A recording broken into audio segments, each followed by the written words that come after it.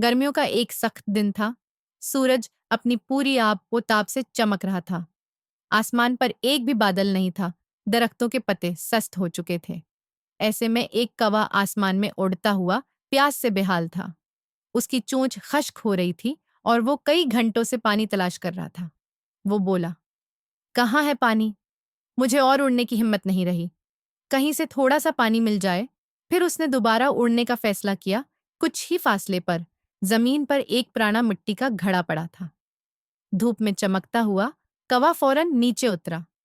उसने लपक कर अंदर झांका। अरे, उसमें पानी है, लेकिन खुशी देर पा न थी। पानी बहुत नीचे था, चोंच वहां तक नहीं पहुंच रही थी। कौवा कुछ देर यूं नहीं खड़ा रहा। कौवा उदास नहीं हुआ।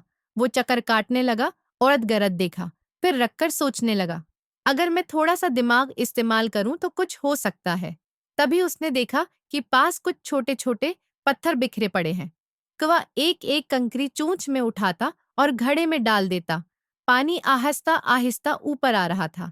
कई बार वो हुआ में उठाकर पानी में डाल देता, रख जाता, सांस लेता, फिर मजीद पत्थर जमा करता। ये एक मेहनत का काम था, लेकिन कौवा हार मानने वाला नहीं था। आखिरकार पानी की सतह इतनी बुलंद हो गई कि वो आराम से पी सकता था। कौवा सुकून से पानी पीकर कुछ देर साये में बैठा।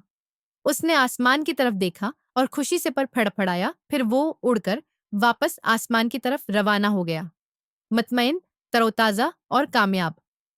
तो प्यारे बच्चों, उस कहानी से हमें ये सबक मिलता है कि मेहनत, सब्र और अक्ल से हम हर मुश्किल को हल कर सकते हैं। कभी हार ना मानो, क्योंकि जहानत का इस्तेमाल ही असल ताकत है। तो प्यारे बच्चों, वीडियो पसंद आए तो एक लाइक जरूर दें और चैनल को सब्सक्राइब करना ना भूलें।